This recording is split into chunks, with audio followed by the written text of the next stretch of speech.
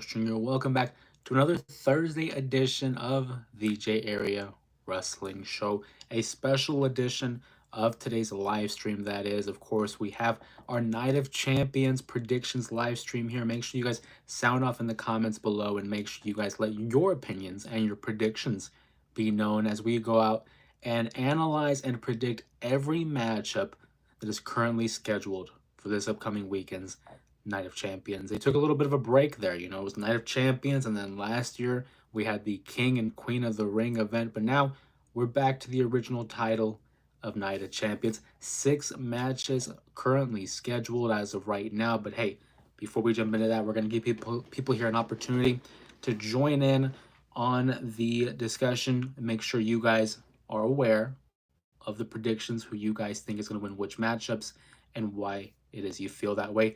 Dion, I see you in the chat. Appreciate you, buddy, for being here for another edition of the J Area Wrestling Show. Big weekend ahead, man. These next couple of weeks, really. Obviously, we have Night of Champions around the corner. NXT, we're going to have Great American Bash pretty soon. AEW, All In. A lot of wrestling to look forward to over the course of these next, 2 months, really. It's going to be a jam packed season here. We're back on the Thursdays. We want to kind of get down to a schedule where the live streams and Thursdays have been a traditional day for the live streams. We kind of took a break there. But really, it looks like Monday, Thursday, and Saturday have been a good day for a lot of people. I know for me, certainly when it comes to like the work schedule, Monday, Thursday, Saturday seems like it could be one that works.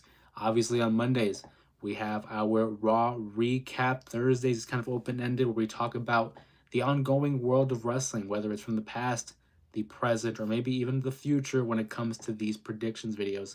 And then Saturday, of course, being open ended. It's always a fun time, always a great opportunity to open up the discussion with all of you guys. And also, before I get into the predictions here, I want to hear from you guys and your feedback on the Chris Benoit video. It was something that was in the works for a while. I mean, a couple months ago, we discussed some of the tragedies in pro wrestling, and it led to our series of live streams where we were discussing the dark side of wrestling and a lot of tragedies, whether it be the Von Erich family, whether it was, the Hell in a Cell match with Mankind and The Undertaker. We wanted to tackle real life stories that involved some of the individuals that we grew up watching. And I know for me, way back when, it was '07. I can remember hearing the news about Benoit and just shocking, because keep in mind I was what, maybe 9 years old when everything had transpired. So that was a video I definitely wanted to make. I had to kind of water it down a little bit just for the sake of YouTube and their, restrictions. But if that is a video that you guys are interested in, make sure you like the video, comment on the video, and give us the feedback. That way we know, hey, we could do something else as a follow-up. That was like a good refresher for the overall incident that had transpired. And now we're going to use this live stream not only as the prediction for Night of Champions, but as well as maybe a follow-up discussion after that video. So I hopefully you guys saw it. Dion says, what do you think is more likely, Lyra turning heel or Randy turning heel? In this moment, I'm thinking Randy. I don't think Lyra turns heel yet, especially because of her feud with Becky. I don't think she turns heel just yet. I think Randy's more likely. Dan says, I gotta finish the video. I'm on the East Coast, so I'd be having to get some shut-eye, but I made it. Yeah, appreciate you. Hey, I get it, man. When it comes to the East Coast, West Coast time zones, it can get a little trippy. I know for me personally, I try to be conscientious about that when I do the uploads, but it's like the time frame here that we've been working with the live streams have been a good spot for us. So I think we might continue to go with that with like the afternoon/evening uploads. But I appreciate the support, man. And whenever you got the chance, I would much appreciate the feedback. Dion says crazy. Him versus Eddie would have went crazy in any era. Them at the very top of their game. Just wrestling soulmates, really. These guys were the best of friends. 2/3 of the three amigos, with the third being Dean Malenko, and just the technicians that they were. Not only were they perfectionists in the ring, but it really felt like they were perfectionists just in life. Like these guys dedicated their life dedicated their bodies to this business. And it is because of that like mindedness in regards to pro wrestling that brought the two together. Eddie and Benoit were two of my favorite wrestlers growing up, as a kid, along with guys like Rey Mysterio and Shawn Michaels. Eddie and Benoit really shaped my love for wrestling, and just the style, the mat technician, the selling, the focus on not only being able to apply these submission holds, but at times have an aerial assault as well. So just a match made in heaven when it comes to pro wrestling. Didn't know Abyss was a a WWE producer. Undertaker will be working in creative soon, I believe. The Undertaker is interested in working with creative. We have seen those reports. I would have thought that the Undertaker was really suited for like a producer role. So like, well, yeah, like basically how Abyss is, and how Jamie Noble, like those guys who helped Michael P.S. Hayes, they help produce the segments, produce the matches. I feel like the Undertaker would be more suited there. Now, him in the role of creative will be interesting because he may not have like a creative writing background, but he has certainly an extensive experience in the business of pro wrestling. So he knows the ins and outs. He knows what it is to get over or for things to work and not work. So I do think it'll probably transition to him being a producer, though. I feel like he'd be a better producer than a member of creative. But hey, that's what we wait and see. As for Abyss, yeah, Abyss has been there since I believe like before the pandemic. Um, because if you recall, it was like in 2020, 2021, he appeared on an episode of SmackDown as AJ Styles is like a statistician, like, and he appeared on TV, and he's been there for a minute. We were just talking about this too because we had a TNA Slammiversary pay per view on in the background, and Abyss made his entrance. This was the TNA Slammiversary 2014. So Abyss is in the corner of one Willow, aka Jeff Hardy, and my brother and I were talking about it, and how crazy is it to see him in a WWE 2K game. I haven't used him yet in the game, but I'm looking forward to it. And they even had him using his TNA theme song, so that's really cool, really cool. But if you're just joining us here on the live stream again, we're using this as an opportunity to have like a fallout discussion in regards to Chris Benoit. But I do want to get into Night of Champions. Night of Champions, the latest premium live event here for the WWE. It's claiming to be Night of Champions, but there's really only two titles on the line, and we're gonna have two tournament finals. The King and the Queen of the Ring tournaments will conclude and see the latest number one contenders for the respective championships. And I want to jump into the Queen of the Ring tournament here real quick. But before we get there, I do want to address Dion's latest comment here. We want Ryder, Matt Cardona, man. I'm surprised he's not signed just yet. But Dion also says, I feel Rollins will hold the Money in the Bank for a while, but I definitely think they will protect Punk with shenanigans loss, sort of speak. And I think Cena loses the title maybe in like October, I feel. I think that's a very strong prediction there by Dion. I do think that Seth holds onto the briefcase for a while. I don't think he cashes in until the fall. I'm thinking somewhere close to the Survivor Series. I do think that Cena's going to drop that title by SummerSlam. And if my predictions here for the King of the Ring final are to be true, you'll see why. I do think that Punk loses by some sort of shenanigans. I think Cena's gonna cheat.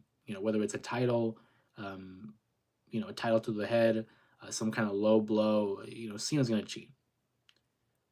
Why does Nia Jax keep blocking Naomi? I get it. She wants first dibs at Stratton, but that's about so lame to me. I'm tired of Nia versus Stratton. I'm hoping that this last women's standing match on SmackDown is gonna be it. This has been going on for a while. It was cool for what it is. I'm looking forward to the matchup just because of the stipulation of last woman standing, and I hope it's a great opportunity for Tiffany to add another solid match to her catalog of matches here in 2025. But I'm hoping that it's the conclusion. After this, I'm good with Nia versus Tiffany. And I also think Asuka versus Io will be going down. Well, let's talk about it. Because the Queen of the Ring tournament final has Jade Cargill going one-on-one with the Empress of Tomorrow, Asuka, who just made her return a couple weeks ago, entering the Queen of the Ring tournament. Now we know who wins the tournament final will have an opportunity to face the women's champion of their brand. Asuka versus Jade Cargill is a matchup that I never thought we were going to see, especially since Jade came over from AEW. But it's going to be a great opportunity here to place Jade Cargill in the ring with someone of Asuka's talent. And I'm hoping that she's able to rub off on Jade Cargill and help her develop a little bit more skills when it comes to in-ring. Jade has all the potential in the world, but someone like Asuka, who is an all-world talent, I just can't see her losing. And especially when it comes to the case of her just recently returning, it's very difficult for me to understand and to comprehend that we're going to bring back someone like Asuka and just have them lose. And I look at it in the sense of how will they lose? I cannot see Asuka taking a clean loss, and she's not involved with anybody at the moment to, prevent her from winning. Jade Cargill, on the other hand, still has beef with Naomi, Miss Money, and the Bank. I could definitely see someone like Naomi getting involved and causing Jade Cargill to get off her game, to be a little bit distracted. I think Asuka beats Jade Cargill, maybe not clean, and you could debate whether or not that's gonna taint the victory for Asuka. But I have Asuka defeating Jade Cargill here in the Queen of the Ring tournament, earning a championship opportunity against the current champion Io Sky against at the SummerSlam event, which should be fantastic. They already hinted that this past Monday Night Raw, but Io versus Asuka, man, that's money. That is money waiting to be printed, and I'm all for it here. But Jay will be protected, maybe Naomi interference, and they go back to that feud. It's going to be an on and off again type of thing with Jade and Naomi. Somehow I believe Bianca will be somewhere along the story, of course, but especially with the all-women's PLE evolution. But Gunther pinned Randy clean. Don't forget, Gunther, I mean, technically he didn't. Because if you remember, in that King of the Ring final, Randy wasn't pinned down all the way, so it led to some controversy there that Gunther didn't really get a clean victory over Randy, which is why they had their championship matchup at the Bash in Berlin event. So, as for, let's see, Bianca, I maybe I'm wrong here. Maybe it's going to be Jade, maybe. But I do think Bianca wins the title at some point and Naomi is going to cash in. Or on the flip side, maybe Jade does win Queen of the Ring. She wins the championship and then we have the cash in. That's very much a possibility here. But I can't see Jade beating Asuka. I really can't. I'm just saying Triple H sometimes throws curveballs. Don't be surprised, but no, seriously, Asuka will win because Jade versus Stratton is not what I want to see either. Plus, they're two faces at the moment. Yeah, but you can do a face versus face matchup. That's not the end of the world. I mean, same thing with like Asuka and Io. That would be a face versus face matchup, Asuka versus Io. But I do think of the two, there's no disrespect to any fan out there, you can like what you like. But if you choose Jade Cargill versus Tiffany Stratton over Io versus Asuka, hey, you're entitled to like what you like, but Io versus Asuka is the way better matchup there.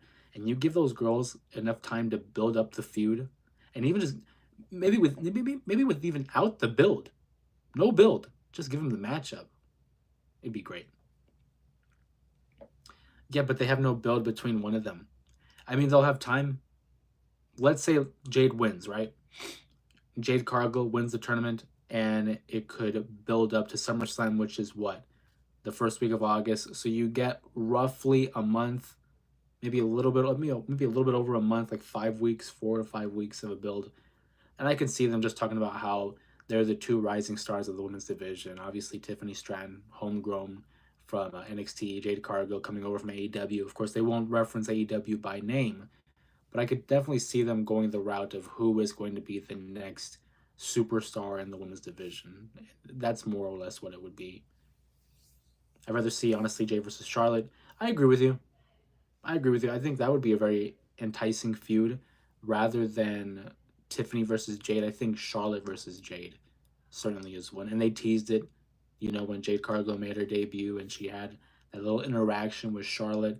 They've teased it. So what's going to happen. However, I think that's probably WrestleMania. I think that's something they'll save for WrestleMania. Maybe a SummerSlam, but not quite yet. Not quite yet. Speaking of WrestleMania here, Sami Zayn wasn't at WrestleMania. Didn't compete at the show of shows, which I found to be very surprising given the star that he is for the company. Instead, he has been embroiled in a feud, I guess, with Karrion Kross, even though they haven't really had matches. They had one match together a couple of months ago. Karrion Kross versus Sami Zayn is currently set for the Night of Champions event. That's going to be an interesting matchup, personally. I don't think it has a lot of heat to it in terms of the match itself, but Sammy and his build right now is predominantly about him being a champion. He wants to prove to not only Karrion Kross, but to prove to everybody that, hey, I am the caliber of a talent to win a world championship. And I told you guys, a couple weeks ago, write it in stone, get it tattooed on your chest. I'm calling it. Sami Zayn wins the Rumble and beats Seth Rollins for the world title at WrestleMania 42. I'm booking it right now. And if it happens, I hate to be that guy to tell you I told you so, but hey, when you watch it long enough and you've seen the pieces move the way they move, you kind of get a feel. But that is way down the line. Sami Zayn versus Kross. I've seen a lot of criticism about Karrion Kross and his lack of taking a bump. He doesn't really do back bumps a lot. So we'll see how many back bumps he'll take during this matchup. I don't think he's going to take the ultimate back bump, though, because I think Karrion Kross gets the victory here. I think if Kross loses this matchup, it's going to devalue what we've been doing this whole time. Sami Zayn can't just win the match just to win the match. I feel like we got to see him struggle a little bit. My favorite thing about a babyface is how they react to adversity. And Sami Zayn, I think, takes this loss here, whether it's through some kind of interference with Scarlett there or some kind of heel work by Karrion. Karrion needs this win more than Sami does, and you can build towards it and have a blow-off match at SummerSlam where Sami Zayn gets the big victory. But for the purpose of this stream and for the purpose of this premium live event, Karrion Kross gets the victory over Sami Zayn. And what I'm hoping is a good match. We got a couple of questions here by Dion. Is Dom legitimately hurt? Reports are saying it is a rib injury. Now, it's nothing too serious that will keep him out of action for an extended period of time, but it's enough to take away the match with AJ Styles at the Night of Champions event, which is a shame because I was looking forward to that. I thought that could have been Dominic's best match of his career, but we'll have to put that on pause and maybe wait for Saturday night's main event for that matchup. But as far as the injury, it is legitimately a real injury, but reports, if they are to believed, is that it's not as severe as we would fear. Also, get well, Liv. Absolutely. Liv Morgan, one of the best in the division. Happy for. Oh, yeah, JR beating cancer. Cancer free. Congrats to one of the all time greats, Jim Ross. That Cena pipe bomb Liv's front. Dude, the Cena. Yeah. Cena's pipe bomb balanced. It was a great balance of trying to mimic the CM Punk one, but also make it his own. And it was almost like the lack of a better phrase, and a shout out to his old days, but it was like an FU to CM Punk and the fans. And it was so refreshing to see that version of a heel. I don't want to see the goofy, cheesy heel of John Cena. That, to me, was what a heel Cena should be like. Held nothing back, was snarky.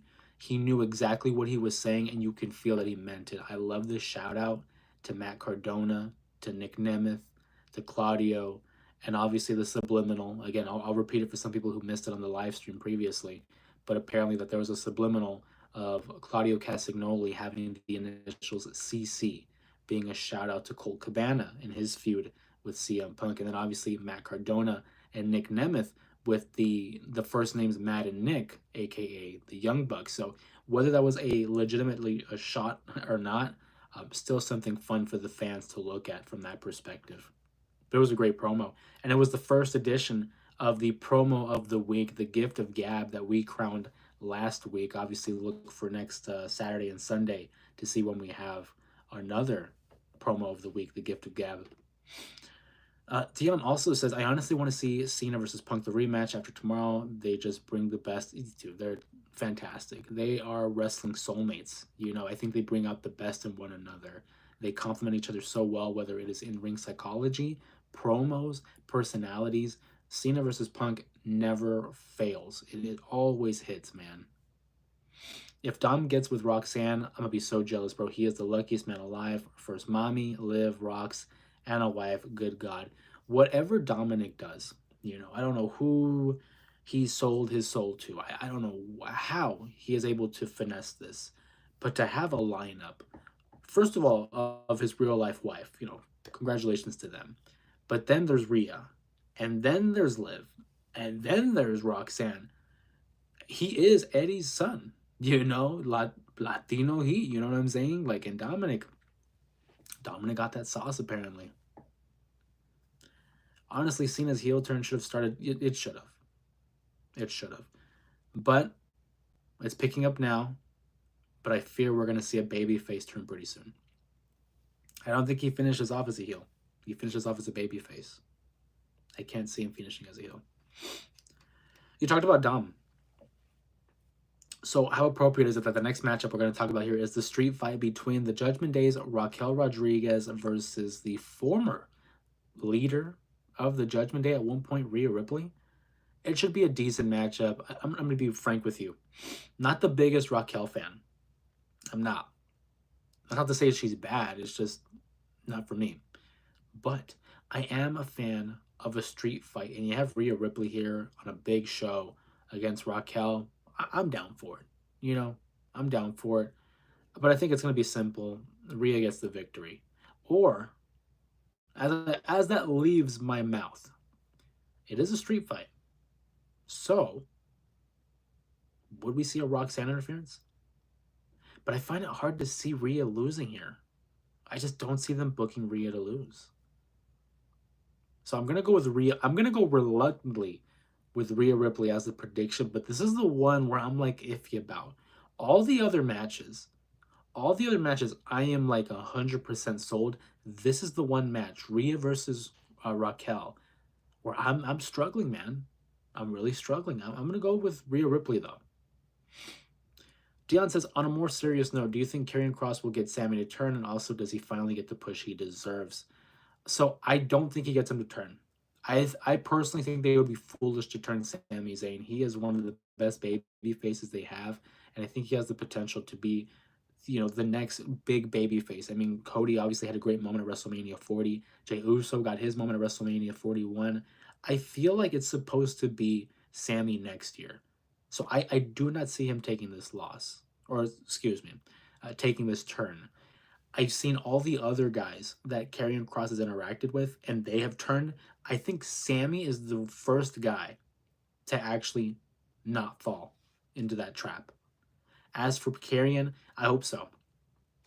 I hope so. And it's going to be difficult here. He needs to get the victory first. If he does not get the victory, then we know they're not pushing him. Then we know they're not going to go that way. But I would love to see him in a more main event push. He doesn't have to win the world championship, but to brush up against some of the other top guys, like a Jey Uso, like a Cody, like a Randy, that goes a long way. Perception is reality. And if I see a guy like Karrion competing with the likes of the elite, then that puts them in their company. Hence, makes me think as a fan that, oh, he's on that level. So I need him to get this victory against Sami first. I think it benefits him in the long run, but I do think eventually Sami wins the eventual feud.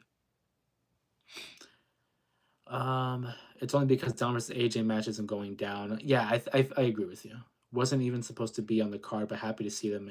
Yeah, I like the fact that we have 6 matches rather than 5. I've always said 7 is the sweet spot. But I agree with you. I feel like Rhea and Raquel really fits into like a Monday Night Raw matchup here, but because of Dominic and AJ not taking place, this might have been the spot to take it, if not maybe Kross and Sami was. But yeah, good point there by Dion. Kross said he wants to bring his own Ministry of Darkness. I love the Ministry of Darkness. That's one of my favorite versions of The Undertaker. I would love to see that. And I feel like maybe that's what they tried with the Final Testament, and ultimately it didn't work out. I kind of want to see Kross do his own thing, though. Him and Scarlett, I think, is more than enough. I don't want him to get lost in the shuffle of all these factions. There are so many factions right now, and I love a good faction, but Kross is just getting out of that with AOP and Paul Ellering. I want to see him focus on a singles run here. But I like the idea, just maybe not yet. Maybe allow him to gain a little bit of credibility first. Raquel in ring is not for me. Yeah, I agree with you. Nothing against her. She's a great heater. She's a great like bodyguard, like a great second hand. Um, but it's just, not for me. Not for me. You can talk about heaters. The battle of the heaters, really, because these two guys in the bloodline were basically heaters. But the United States Championship will be on the line as we see Solo Sikoa challenging Jacob Fatu. This one's an interesting matchup because it has a lot of story behind it. Solo brought Jacob Fatu into the WWE as a member of his bloodline as he combated against the OG bloodline, but over time, Jacob Fatu gaining the support of the audience, gaining a little bit of momentum, and is now basically overshadowed Solo Sikoa. And Solo's aware of that. That's why he, basically insulted Jacob Fatu behind his back, saying that he was it all gas and no brains. So there's a tale of jealousy here. And Jacob Fatu, at this point in his career, is a U.S. champion. He has the momentum. He has the fan support. He knows he's that guy. So Jacob versus Solo only can go in one direction. I do not think Solo gets the victory. Maybe he somehow, tries to sneak a victory here, but Jacob's got to win. If it wasn't for the title, then I could see Solo getting the victory. Maybe we finally see Hikuleo debut. But because it is for the championship, I do not see Solo winning. I don't. Dion wants to say, even Randy and Cody should have been at a bigger PLE and even for a title. I'm okay with it here, though, truthfully. I would have preferred it for the WWE title when Cody was champion, but this is fine, too. I think my only complaint is that it's at a Saudi show. I would prefer like a SummerSlam, maybe, but I'm not overly upset about it. I think her comparison between her and Liv to Shawn and Nash is fair. I agree. I totally agree. You could even say the same when she was with Dakota Kai in NXT, but I think her and Liv are a better pairing. And I think the two dudes with attitude, Nash and Shawn, that's a fair comparison. Love that by Dion. Sam friends in the chat, what's going on, buddy?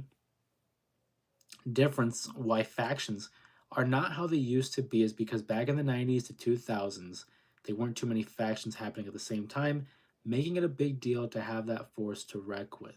Fair. I feel like there were a lot of elite factions back in the day, but it's because they were able to spread them out. It wasn't like they were all at once. I think that's a fair assessment. Hikuleo, Tama Tonga, and Tongaloa returns and Solo wins. Maybe, but it's just because he just won the title. I don't know if they're going to take it off of him that soon. It's a possibility, but like I said, I'm going to rock with Fatu here. Good point, Sam Fran. They really need to rev up the women's tag team titles or just do away with them altogether. Yeah. I say just get rid of the tag team titles. I just don't see the point of it. And this is what, like the fourth time, maybe 4 years in a row, if I'm not mistaken, that someone has gotten injured and they have to either vacate the title or find a replacement for the championship. I'm over it. I don't think we need a tag team division, And if they want to keep it so badly, book it better, man. Because the women's tag team division is abysmal. It does not exist, and there's no weight to it. The mid-card titles I'm fine with. I like the Becky, Lyra, Bailey stuff.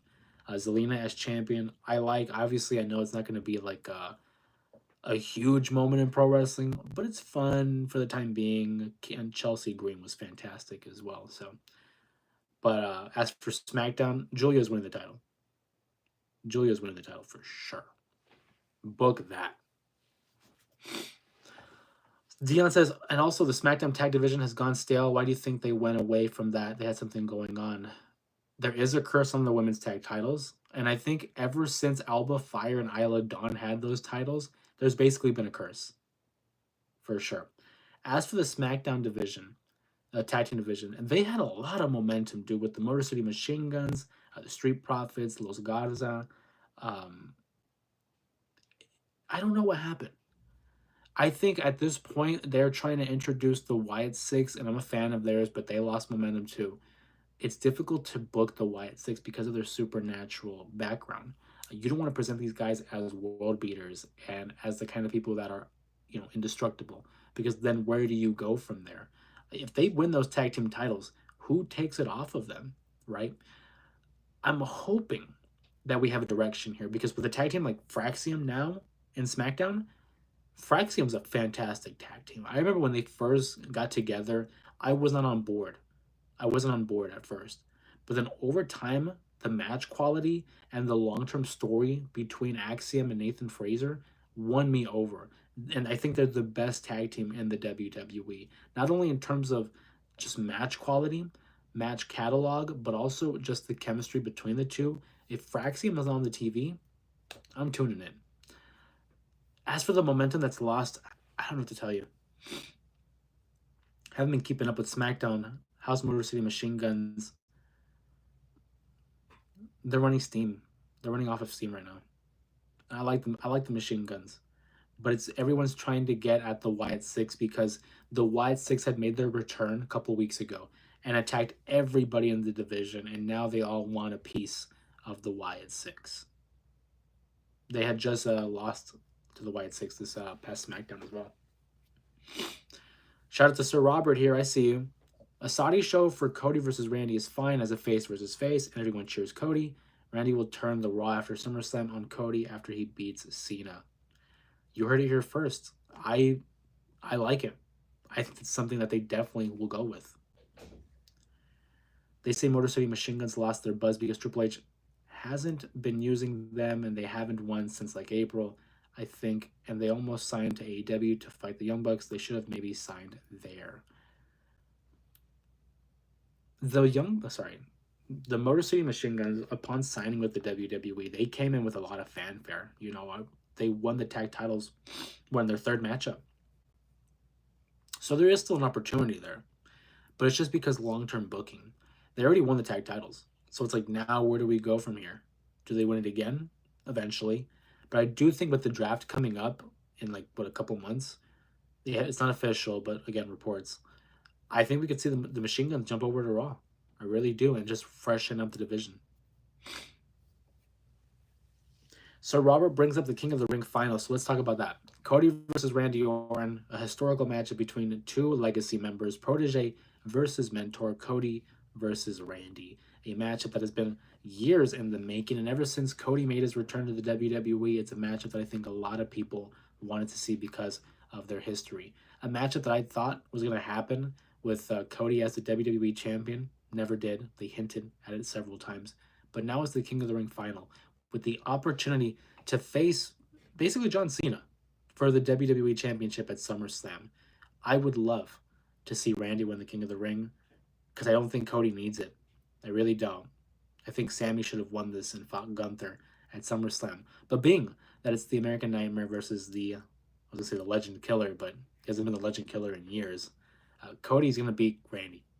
Cody beats Randy. This is the vehicle that we use to get to SummerSlam and get to the rematch, the WrestleMania 41 rematch between Cena versus Cody. And spoiler alert, this is how Cody wins the title back. I don't think Cena is going to retire with that title.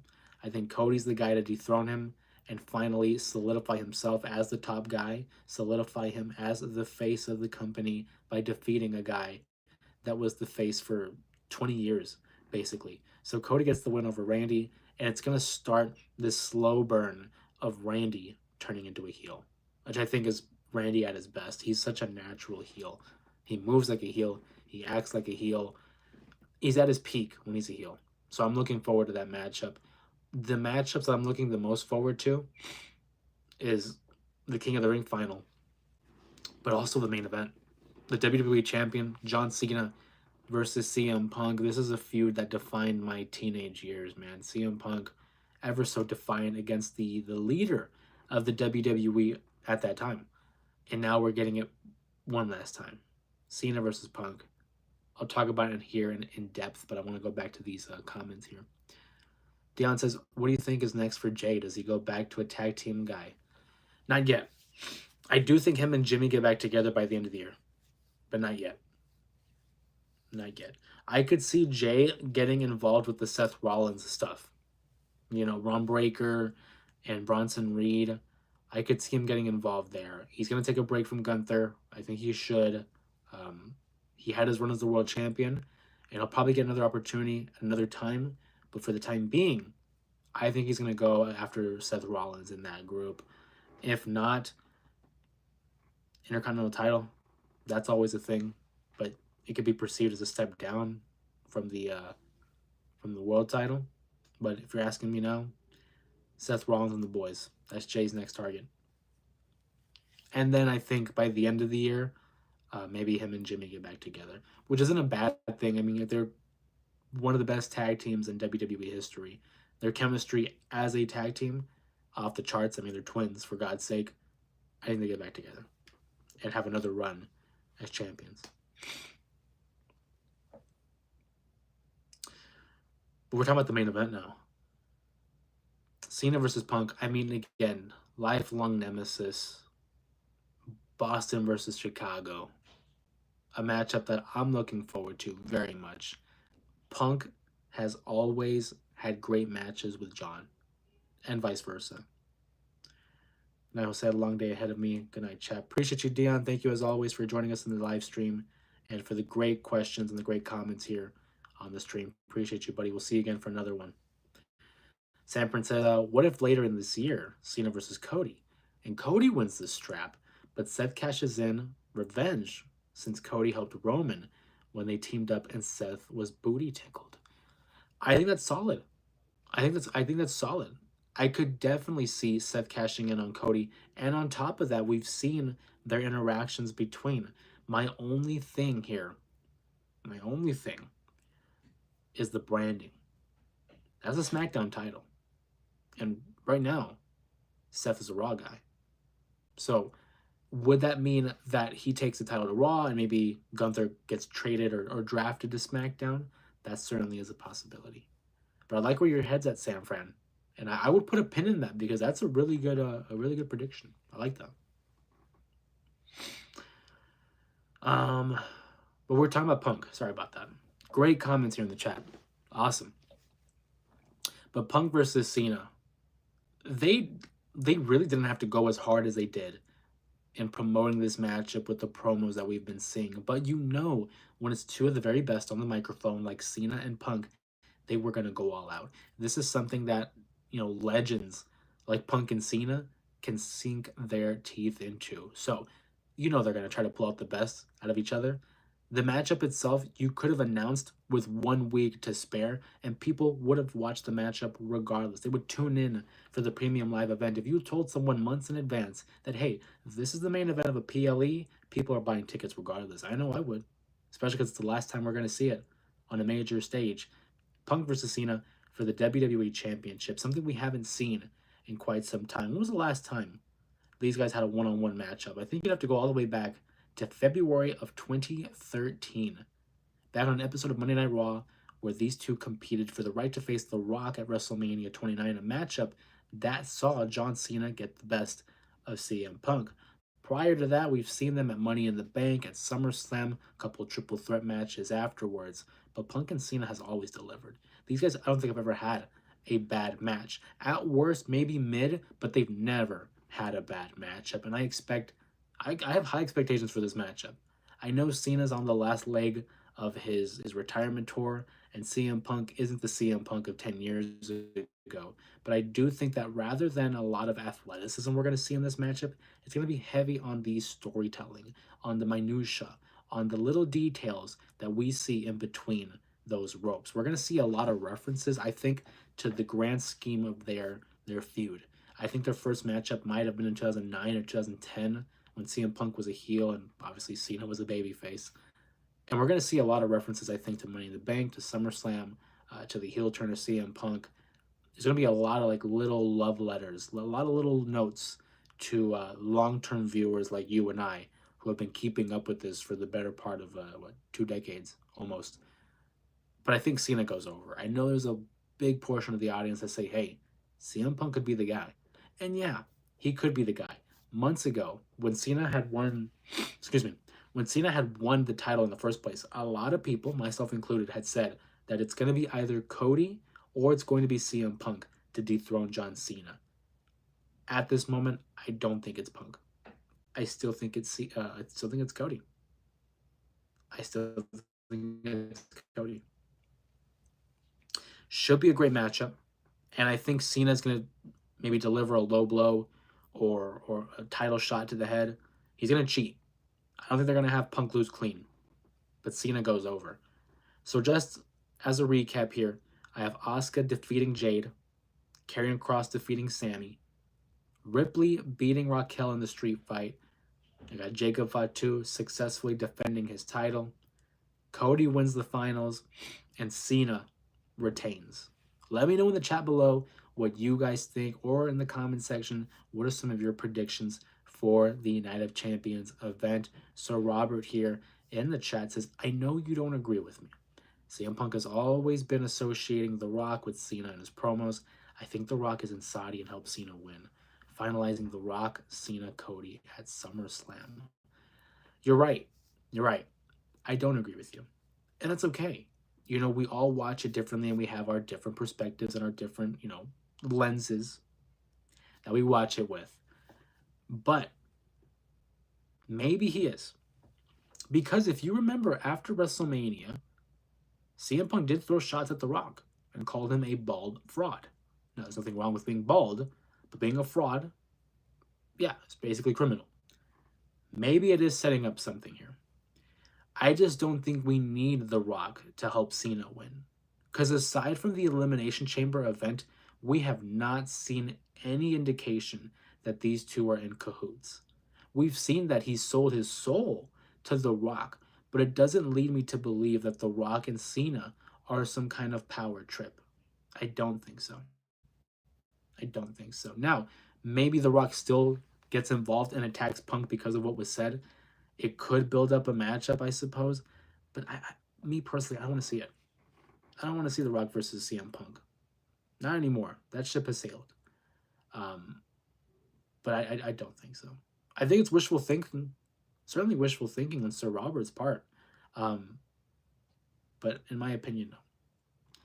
Sir Robert says, and Cody turns heel at SummerSlam. Okay. If this is the route we're taking, and if Cody wins the King of the Ring, that would lead us to believe he's facing Cena, right? For the WWE title. How does he turn heel on Cena? The only way that works is if we do a double turn. And you're able to turn Cena back into a babyface and Cody as a heel. And it can be done. The crowd has been behind Cena.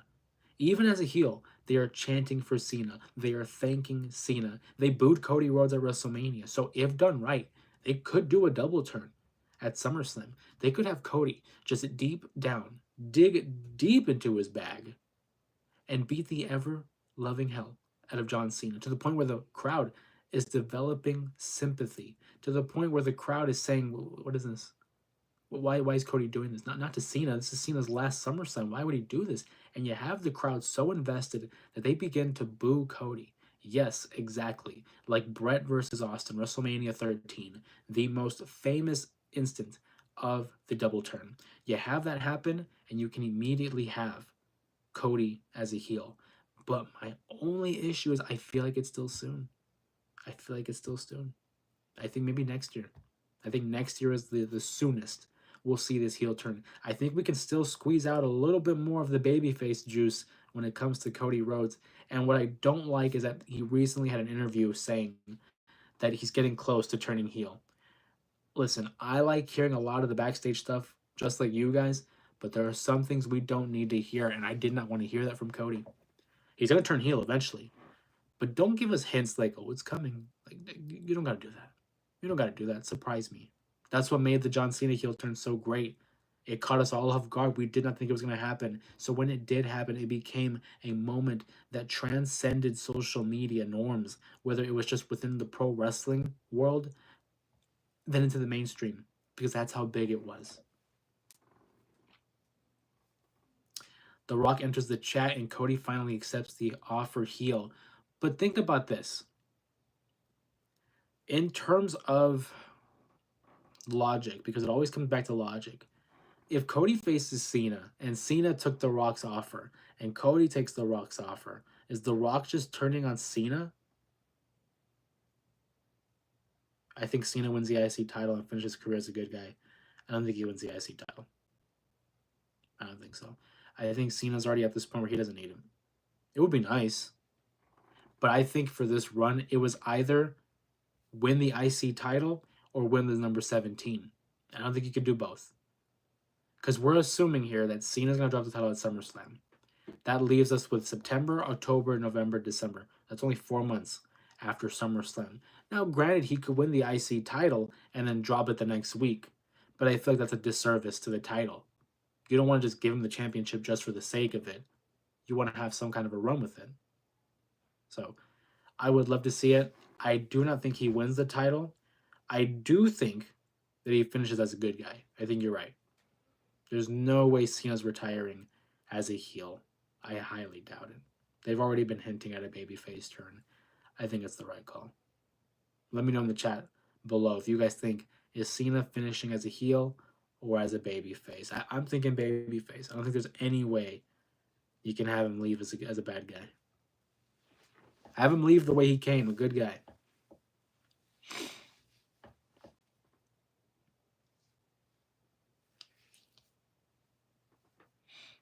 If you guys haven't seen the video yet, we did upload a new video. It was a Chris Benoit tragedy that came out Tuesday evening. If you haven't checked it out, please go out of your way and check it out and let me know in the comments what you thought about it. What are some other topics you want to see discussed on the channel? That Chris Benoit video has been doing pretty well.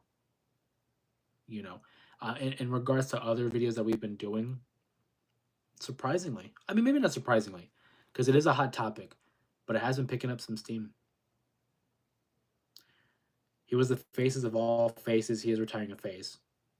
Right on the money. Right on the money. By the way, Cena is in The Bear season 3, episode 7, I think. You know, I started watching The Bear and I finished all the way to the middle of the second season. And I like The Bear.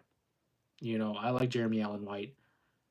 But I'm so bad at watching shows, man. Like I am the level of dedication and commitment to finishing a show with me is I have a bad track record, you know, especially if it's something that I can't binge. You know, I want to get to it, but we'll see. There's just a lot of stuff to keep up with, let alone from the fact that I'm keeping up with all the things in wrestling. I'm a big sports guy, I'm a big movies guy, and I can't sacrifice that. So I'm bad at watching TV shows. When it comes to live sports and movies, I'm all in. But I will get to it eventually. Eventually, man. I'm trying.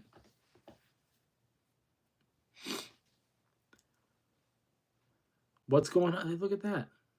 Rotisserie Chicken, one of the best usernames I've seen here on stream. What's going on? We're talking Night of Champions. Make sure you drop your predictions down below in the chat. If you missed my predictions, you can go ahead and watch this live stream back in the archives. It's always available.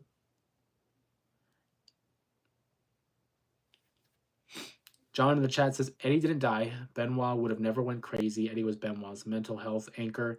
And that Eddie tribute show, you saw a shell of a man, Benoit.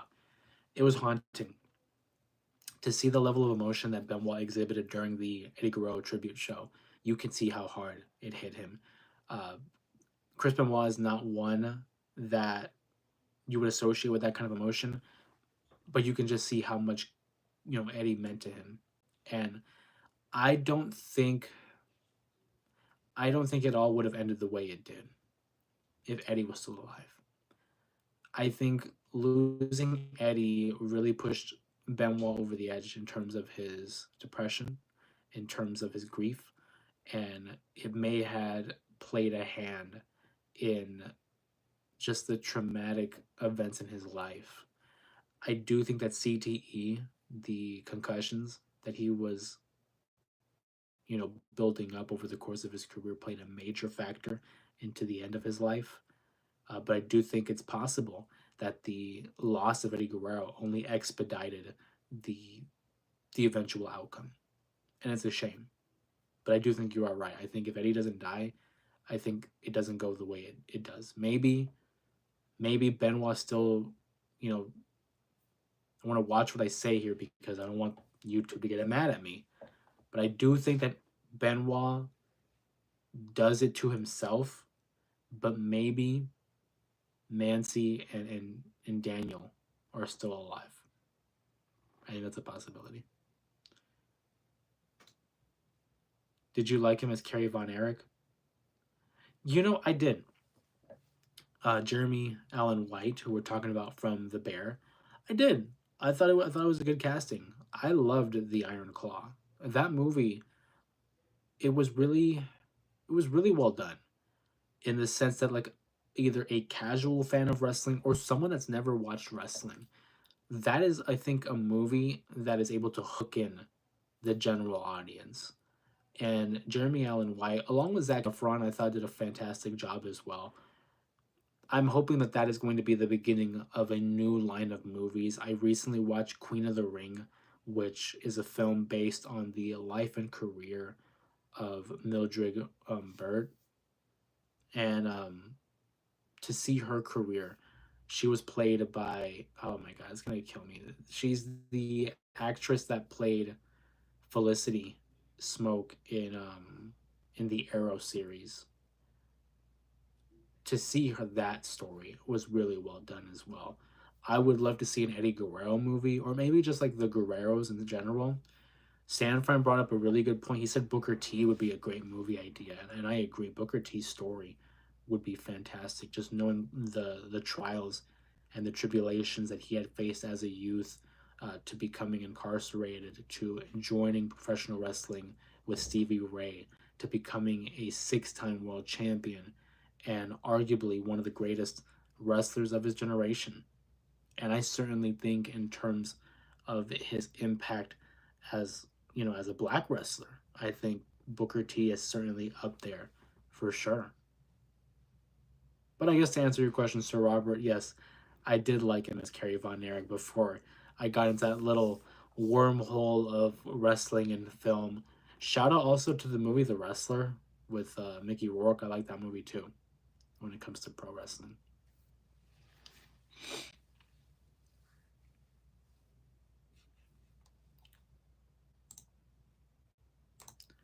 But as I was saying, if you haven't seen that Chris Benoit video, man, please go out of your way, check out that video. I want to hear from you guys and see your feedback on what you thought about that video, as well as other topics that you would like to see. The channel's growing, man. We're getting closer to 4,000, and it's all thanks to you guys. It would not be possible without you all. Got to give you guys all the credit. Me, I'm just making videos. I'm just talking about what I like. But it's because of the community like you guys. You guys help build it. Gianna Forever, what's going on? How you doing? Glad to see you back on the stream. We're talking Night of Champions here. Abyss in WWE 2K is crazy. Can you imagine time traveling from 08 and seeing Abyss? No, I can't. Especially in 08. During that time, I don't know if Abyss would have worked. Abyss, I think, would have fit well in like the 2002 to 2007 era of WWE, but from like 08 and on, I don't know if it works, man. I don't know if it works, but Abyss, I saw somewhere that Abyss was close to signing with the WWE in like 07 and could have had a match with Kane at WrestleMania 23. I don't know if that's true or not, but how crazy would it have been to see Kane versus Abyss at WrestleMania 23 instead of the match that we actually got, which was the Great Khali versus Kane? I definitely would have loved to have seen Abyss in the WWE. But in 08, I don't know. I don't know if that would have worked. Great entrance theme, by the way. Appreciate you, Gianna, forever. Man, I'm forever grateful.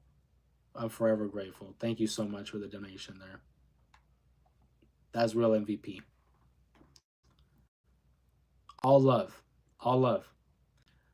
Wolf the Savage is back, says, hello, Jay. How are you doing? I'm doing good. How are you doing, my friend? How do you think about WWE is still holding the Night of Champions in Saudi? Big W by John. I agree. Big W by Gianna Forever. I'm humbled. I'm humbled. It's tough. You know what I mean? Because it's like if you want to look at it from the grand scheme, the current climate of the world, especially in politics in regards to what's going on, over there, in the long run, it could be on the wrong side of history.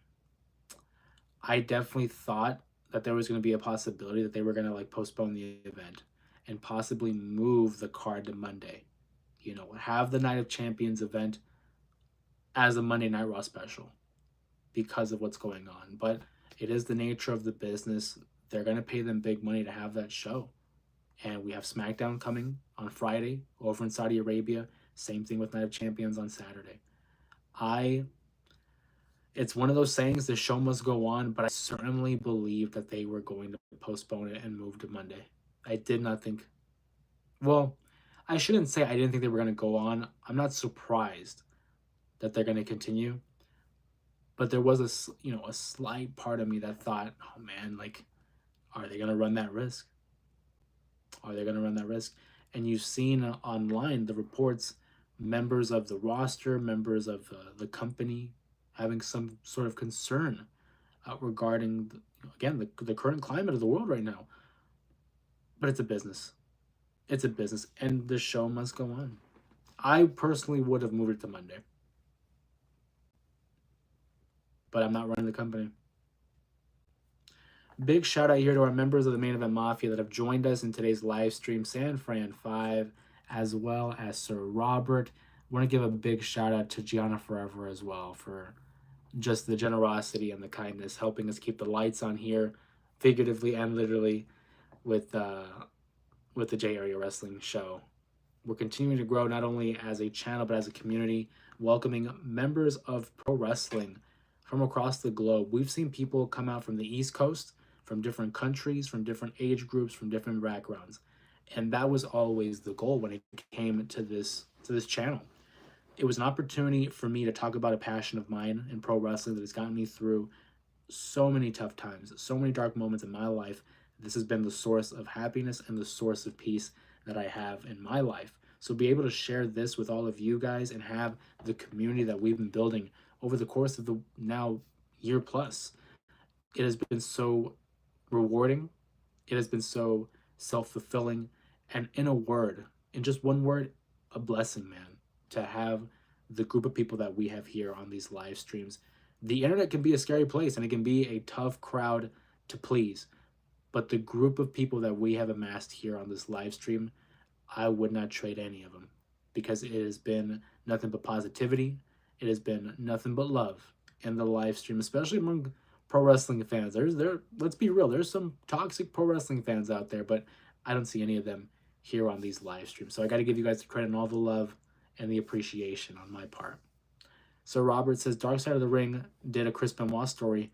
They did. That served as one of the inspirations for these live streams. There was a time being where we dedicated Thursday stream to some sort of Dark Side of the Ring topic. We took a break because I wanted it to be like a seasonal thing, and I didn't want to suffer from burnout by doing just dark side, dark side, dark side. So it's like different periods of the year we'll crack off like another five, take a break, another five. Kevin Sullivan did not participate because he promised Nancy's parents he wouldn't talk to anyone without their permission. Kevin Sullivan is good.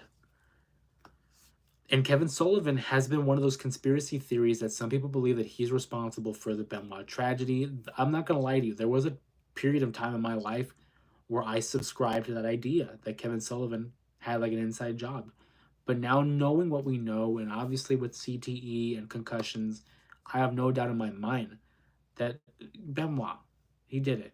He did it, and it was a result of the brain trauma. I think Kevin Sullivan's in the clear. I feel even though there was already a PLE in Vegas, but I'd rather have safety over a new scenery. You're right. And it's all about security, man. Why can't we do both? Why can't we provide a good show for the audience while also having, like you said, that safety? Thoughts on Seth Rollins' faction? Seems to have no direction, to be honest. I don't know if it's fair to say. We know that your username says John Cena. We know that Seth Rollins is leading the future. He keeps alluding to them as the future. And Braun and Bronson are used as the muscle. They're used as that security for Seth Rollins to reestablish order in the WWE, and it starts at the top.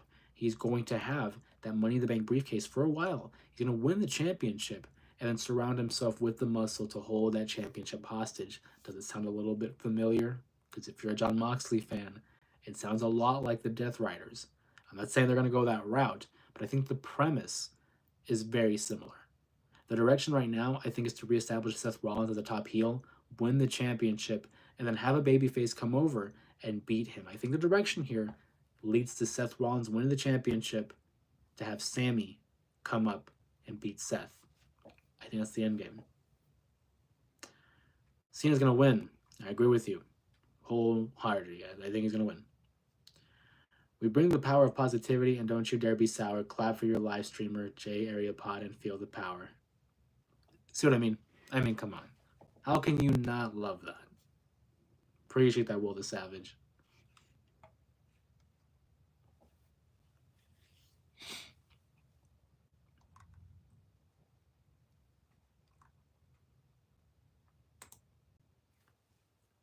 I'm going to pin that.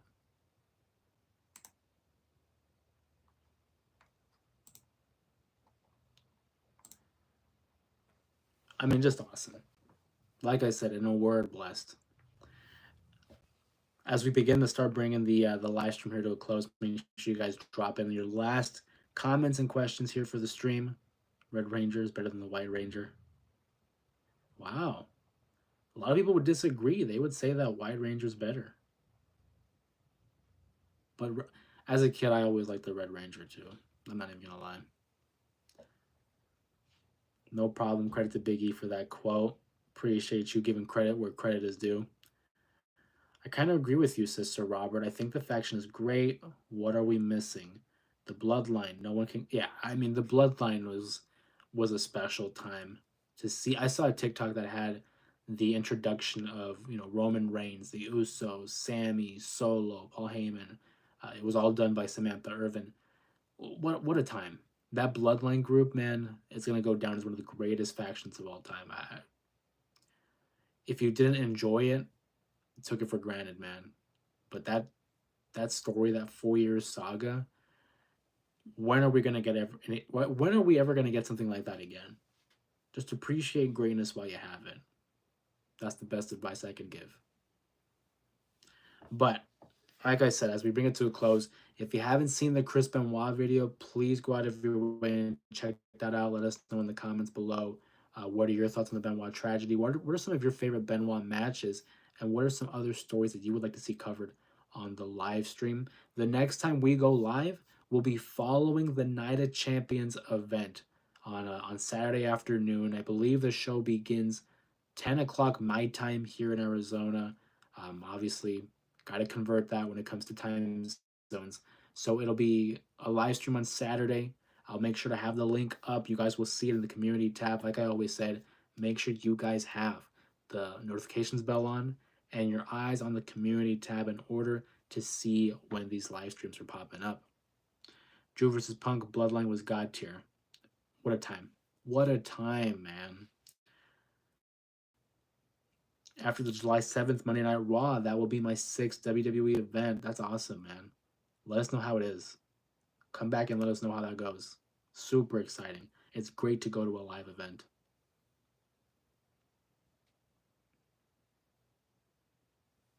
But yeah, on Saturday we'll be going live. Monday after that, following Monday night Raw, we will be seeing each other again. So Saturday and then Monday we'll go live. So Robert says stream Saturday night. That's right. Saturday night following the Night of Champions event, we'll be going live, talking about Night of Champions, talking about moving forward in the WWE and whatever the world of wrestling has in store. So Saturday night we'll have. John Cena says, I'll be back. Y'all take care. Oh, they retracted it. Nonetheless, guys, appreciate you guys. All love. Can't thank you guys enough for the constant support and always showing up for these live streams. Gianna Forever says, don't forget about the Tongans. Pin that. Remember that. Let's see if we get some returns. Hikuleo, the Tongans, is it a possibility? We'll have to wait and see for Night of Champions. Will the Savage says have a great night and yeet. All love, guys. All love. Appreciate the support. Check out the Benoit video. Like the video. Comment down below. Subscribe if you haven't already. That way you can join in on the party in the J Area Wrestling Show. And make sure you guys tune in on Saturday evening following the Night of Champions event where we will recap and discuss the fallout of the Saudi Arabia show, Night of Champions. We'll see you then on Saturday. Everyone have a great night. Have a great evening. And we'll see you this upcoming Saturday. Everyone take care.